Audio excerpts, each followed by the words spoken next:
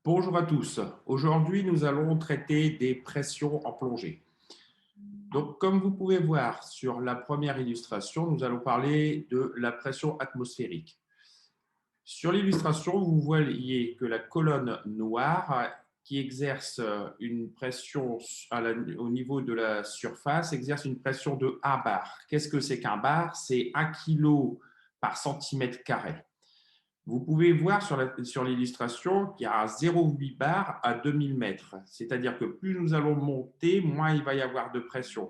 C'est quelque chose d'important pour un sujet que nous allons traiter plus tard, qui sera la décompression. Pourquoi on ne doit pas monter en altitude et pourquoi on ne doit pas prendre l'avion.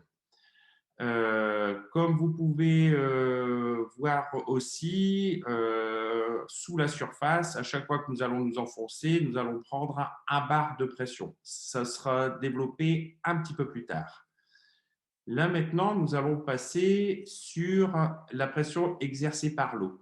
On va vous mettre une petite vidéo qui va illustrer cette pression hydrostatique. La voici.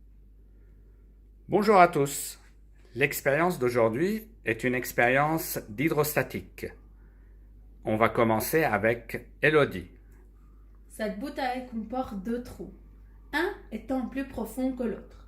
Remarquez le jet d'eau qui sort par les trous. Le jet d'eau est perpendiculaire aux parois, donc les forces pressantes sont normales aux parois. En plus, le jet est plus fort au niveau du trou, inférieur, donc plus la profondeur est grande, plus la pression est grande.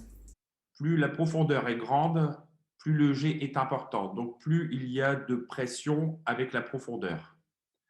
Maintenant, nous allons voir l'addition des deux pressions, ce qu'on appelle la pression absolue. Donc, en fait, la pression absolue, c'est la pression qui s'exerce sur nous lorsque l'on descend en plongée. Regardez sur l'illustration, vous voyez que la pression atmosphérique de 1 bar, la grande flèche noire, va s'additionner avec les petites flèches rouges. Donc, vous pouvez voir qu'à la profondeur de 10 mètres sur la gauche, vous avez 1 bar plus 1 bar. 1 bar de pression atmosphérique plus 1 bar de pression hydrostatique, donc exercée par l'eau.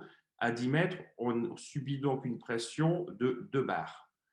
Regardez à 20 mètres, 1 bar de pression atmosphérique plus les 2 bars de pression d'eau, 3 bars. 25 mètres, 1 bar de pression atmosphérique plus les 2,5 bars de pression hydrostatique, ça nous donne 3,5 bars de pression absolue. À chaque fois qu'on fera des exercices plus tard, vous verrez qu'on parlera quasiment toujours de pression absolue. Voilà ce qu'il en est pour aujourd'hui pour l'explication sur les pressions.